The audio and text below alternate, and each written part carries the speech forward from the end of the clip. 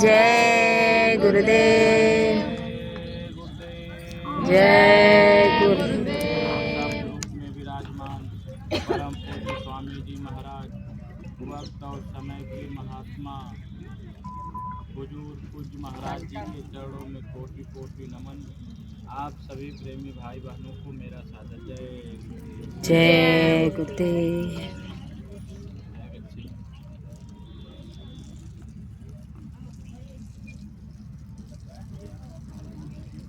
देखिए,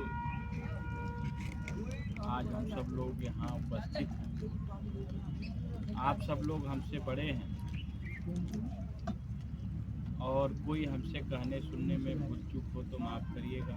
थोड़ा लेट हो गया, माफ़ी चाहेंगे क्योंकि बच्चे जा रहे थे प्रचार में, उनको भेजने में थोड़ा सा मुझे लेट हो गया।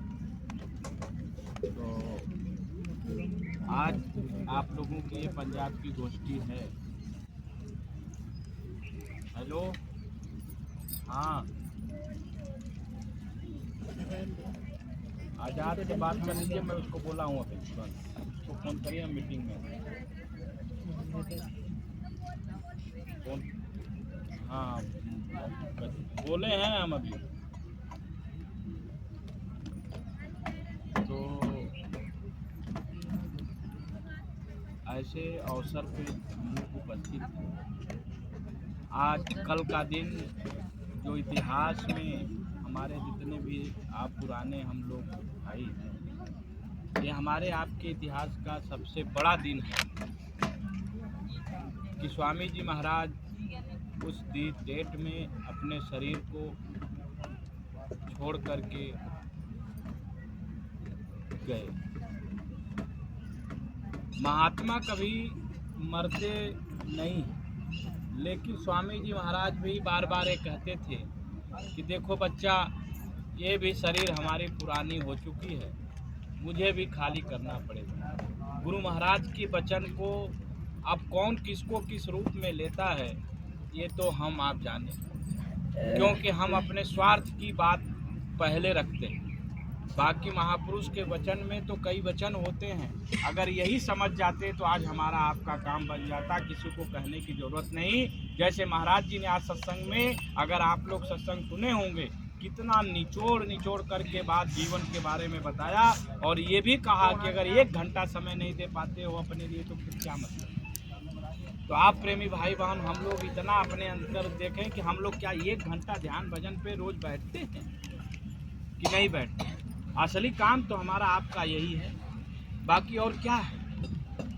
तो गुरु महाराज 116 साल की उम्र तक स्वामी जी महाराज इसी मथुरा की भूमि से, इसी चिरौली आश्रम से, उस समय ऐसी स्थिति में जब जेल में गए और गुरु महाराज ने यहाँ की एक एक भूमि कोर को, जैसे कृष्ण भगवान जेल में पैदा हुए, आज इतिहास गवाह है, लोग इसी मथुरा और वृंदावन में घूमने जा रहे, आज वो कहीं कोई कुछ नहीं है, लेकिन फिर भी हजारों साल बीत गए, लेकिन आज वो भूमि को हम प्रणाम कर रहे हैं और हम जाते हैं, मत्था टेकते हैं और हमको लगता है कि हमको सुकून मिल रहा है।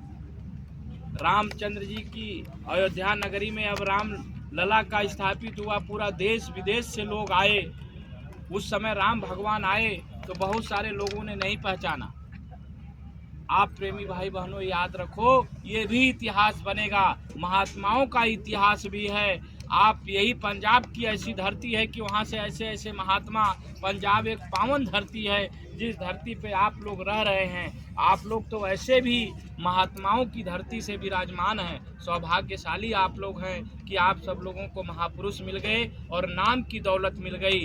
राधा स्वामी सत्संग व्यास जो भी कि आपके साथ पंजाब में ही स्थित है, और स्वामी जी महाराज भी राधा स्वामी नाम की वर्णन करते थे। तो बहुत सौभाग्यशाली हैं और गुरु महाराज की बहुत बड़ी दया है, और इस दया के पात्र आप लोग हैं, हम लोग हैं।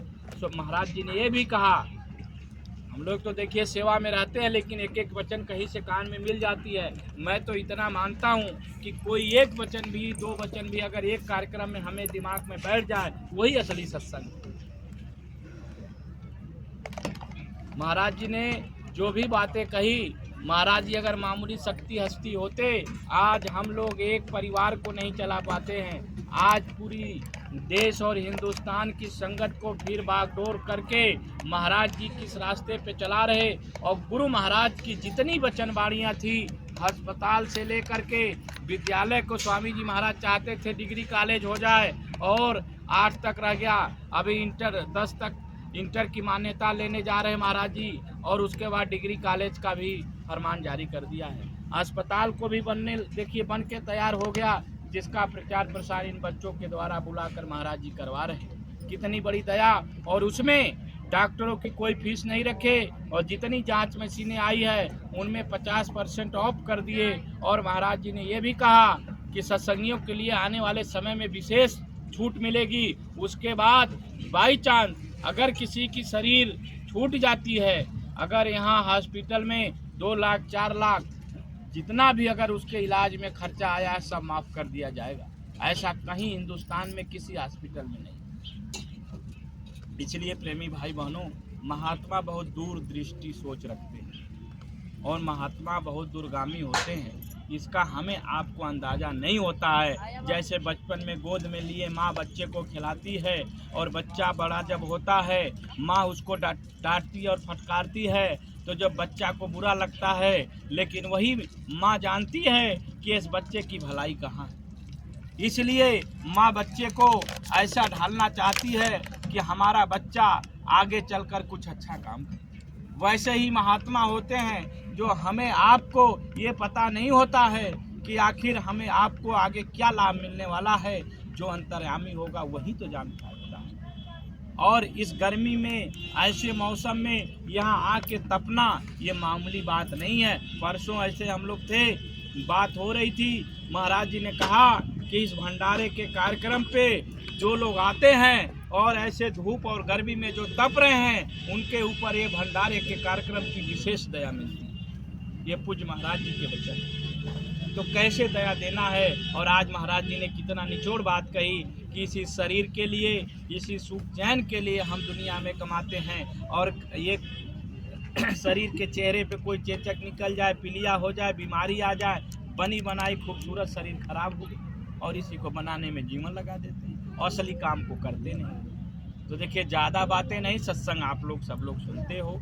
हम कोई सत्संग वचन सुनाने नहीं आए, हम आप लोगों से निवेदन करने आए हैं। और हम लोग एक आप लोगों ने जैसे शुरुआती दौर में जिस भी कारण से युवा संगठन के माध्यम से आप लोगों को ये भंडारा चलाने के सेवा का मौका मिला, और आप सब लोगों ने मालिक की दया से कितना सौभाग्यशाली हैं।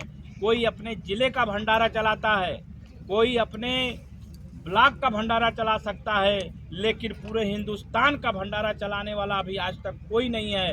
केंद्रीय भंडारा या तो है या तो आप लोग चला रहे हैं, जिसमें पूरे हिंदुस्तान के नौजवान बच्चे आकर के भोजन कर रहे हैं। ऐसा मेले में कोई भंडारा चलने वाला नहीं। तो कितने बड़े आप लोगों का कितना बड़ा सौभाग्य है प्रेमी भाई बहनों, कि आप लोगों के एक एक पैसे के एक ये बनाए हुए भोजन को इसमें कितनी बड़ी दया मिलती है। जो आप खाना बना के खिला रहे हो, ये जा रहे हैं प्रचार कर रहे हैं, जा रहे हैं रोड पे सेवा कर रहे हैं, उनमें से भी कट करके आपको मिल रहा है। ये बहुत बड़ी दया महात्मा कर देते हैं। तो पता नहीं क्या सौभाग्य है कि आप लोगों को ये सेवा करना। इसी सेवा के लिए हमसे कई जिलों के लोगों ने कहा कि आप हमारे भंडारे को लगवा लीजिए, अब आपके बच्चे वहाँ टीम जो है बढ़ गई है। लेकिन हमने कहा जब मौज होगी, और मौज हुई। देखिए, महाराज जी ने जो है केवल थोड़ा सा इशारा हुआ, मालिक की दया हो गई और इस सेवा का मौका मिल गया। तो सौभाग्यशाली आप लोग हैं। और आने वाले समय में आप लोग देखिएगा कि आप लोगों को कितना बड़ा सेवा का अवसर मिला है। केवल अपने हौसले को बुलंद रखिए। यही युवा संगठन जब बन रहा था, कोई नहीं था, अकेले जब हमने शुरुआत किया, कुछ लोगों ने हंसना शुरू किया, और हंसने के बाद लोगों ने ये बात कही कि अरे प्रेमी भाई बहनों, आप क्यों परेशान हो रहे हो, आप क्यों ऐसा। लेकिन मालिक की ऐसी मौज और दया हुई, उस दया को हम जान रहे कि आज एक लोगों से लेकर के महाराज जी ने भी ये बात कही थी कि ऐसी दया हुई, ऐसी मौज हुई, एक लोगों से इतना बड़ा संगठन। आप अपने को छोटा मत समझना। आप 10 लोग हो, 20 लोग हो, जिसको जाना है उसको जाने दो।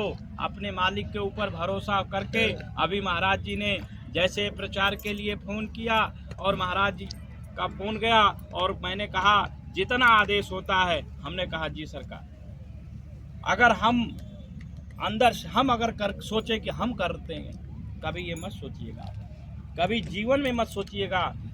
जितना आदेश होता है हम कहते हैं हुजूर हो जाए। कहने का मतलब जब हमारे पास अगर यही क्षमता होती तो हम लोग दुनिया में और कोई काम नहीं कर पाते, लेकिन करने कराने वाले सिर्फ मालिक होते हैं और महाराज जी सब करा लेंगे, केवल हमें खड़े रहने की जरूरत। तो आप सब लोग कभी अपने आप को निराश मत समझना, हौसला बुलंद रख करके ये भंडारे को चलाते रहिए। अपने यहाँ 10 लोग हो, 20 लोग हो, अपना प्रचार प्रसार करते रहिए, दरबार से जुड़े रहिए। अगर बच्चा जवानी में जब हो जाती है, शादी विवाह, बच्चे हो गए, माँ बाप बूढ़े हो गए, अगर बच्चा अपने माँ बाप को भूल गया, अगर बच्चा अपने माँ बाप की सेवा करना बंद कर दिया, आप बताओ कि उस बच्चे को क्या लाभ मिल सकता है। अगर यही गुरु महाराज की पावन धरती को हम आप भूल जाएं, बहुत सारे प्रेमी हमारे पुराने नहीं समझ पाते ये पावन भूमि, अगर इसी दरबार को हम आप अगर भूल गए तो फिर हमें आपको क्या मिल सकता है। जो हम अपने मालिक की अरदास, मालिक स्वामी जी महाराज कहते जीता जागता देवता बैठा यहाँ बरकत बांट रहा। आप प्रेमी भाई बहनों याद रखो, हमें और कहाँ भटकने की जरूरत है। हमें आपको जो व्यवस्था महाराज जी को गुरु महाराज ने कैसे, स्वामी जी महाराज कहते मेरी इच्छा के बगैर कोई एक पत्ता हिला नहीं सकता, तो क्या महाराज जी बिना गुरु महाराज की मौत से बैठे। अगर कोई ये धोखा खा जाए, कोई ये बात समझ जाए, ये तो उसका तो मालिक के मौत से जो भी होता है प्रेमी भाई बहनों, ये उनकी दया और मौज होती है। इस मौज को हमें आपको लेकर के चलना है और गुरु महाराज से हमेशा निवेदन और विनती प्रार्थना करना है। और सब लोग जितने लोग हो, देखिए बहुत सारी चीज़ें हम आप इस मानव शरीर में आने के बाद हम लोग, आप लोग तो सब लोग ऐसे परिस्थितियों में, हम तो 9th में जब पढ़ रहे थे, हमारे घर में तो कोई सत्संगी भी नहीं था। और जिस समय स्वामी जी महाराज काफिला लेके बनारस में गए थे, ऐसे एक प्रेमी मिले और लेके चले गए और गुरु महाराज की ऐसी दया हुई। आज देखिए मालिक दया अपने सेवा में, महाराज जी ने वचन कहा आज कि आप सोचते हो सेवा गुरु की दया से मिलती है, अगर सेवा का मौका भी मिला है तो गुरु की दया है। तो ये तो हम सौभाग्य समझते हैं और मालिक ऐसे दया बनाए रखे। ये जीवन में कौन किसका है आप बता दो। अभी आप लोगों के बीच में भी ऐसी 1-2 घटनाएं हुई कि जो आपके साथ रहने वाले नौजवान या थोड़े उम्रदार लोग भी सेवा करते करते चले गए, जो कितने तन मन धन से अपने साथ लगे रहे, सेवा करते रहे। तो कोई गारंटी है कि आज हम चले जाएंगे, कल आप चले जाएंगे, कब कौन चला जाएगा कोई पता है। लेकिन हम 10 लोग संगत में हो जाते हैं तो कोई इनकी बुराई, कोई उनकी बुराई, कोई उनकी बुराई, इसी में अपना समय वक्त और बर्बाद कर देते हैं। निंदा चुगली कभी नहीं करना, अपने मालिक के आदेश में हमें आपको चलते रहना है। यही हमारी आपकी असली गुरु भक्ति है। और समय और वक्त के महात्मा जब अपने मालिक हुजूर पूज्य महाराज जी विराजमान हैं, उनके आदेश और निर्देश में प्रेमी भाई बहनों कभी धोखा मत खाइएगा।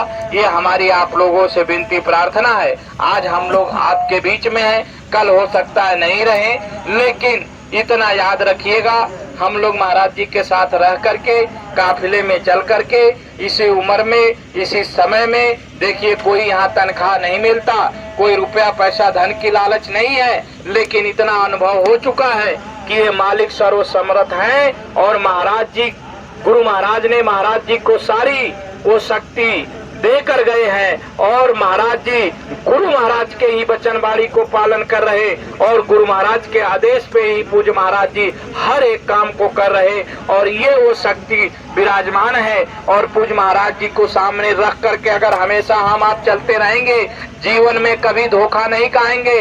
चाहे दुनिया का कोई भी काम हो, दुनिया के किसी भी काम में आप लग जाओ, तब भी अपने मालिक को अपने साथ, अपने अंतर्यात्मा में बसाए रखना। यही हमारी आप लोगों से विनती और प्रार्थना है।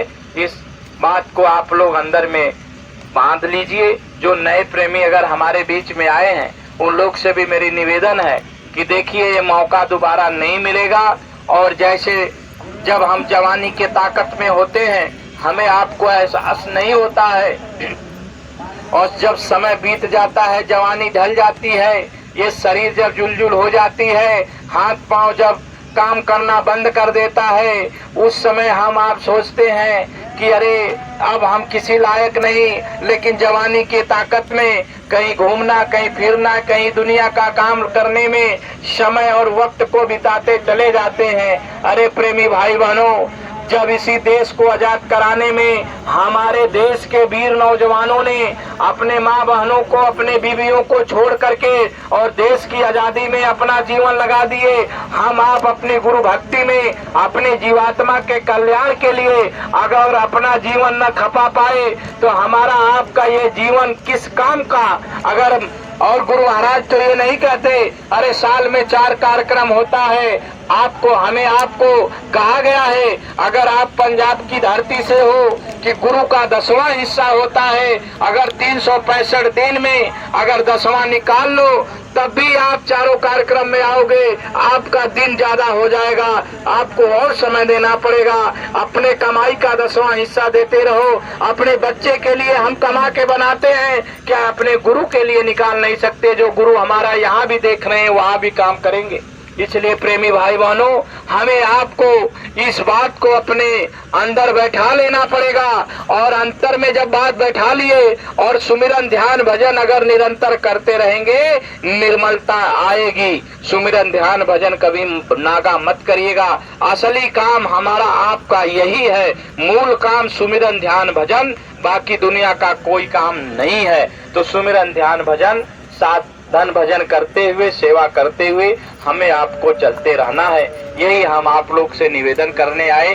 देखिए, हम कोई आपको सत्संग वचन नहीं सुनाने आए, एक निवेदन और विनती प्रार्थना करने आए कि ये आप लोगों को बहुत बड़ा सेवा का सौभाग्य मिला है, और इसको पूरी जिम्मेदारी के तहत और अपने आप को समर्पित करके चलाते रहिएगा। बाकी अब तो हमने पहले भी कहा कि अब तो ये चल दिया, आप खड़े रहो। ये इतने बच्चे हैं, इतने नौजवान हैं, अगर हम 100-100 रुपया देंगे तब भी कितने पैसे आ जाएंगे, भंडारा कहाँ बंद होगा। आप कमजोर मत पड़ना, और मालिक की बहुत बड़ी दया है। आप लोग अब मोबाइल बंद कर लीजिए तो मैं बताऊं।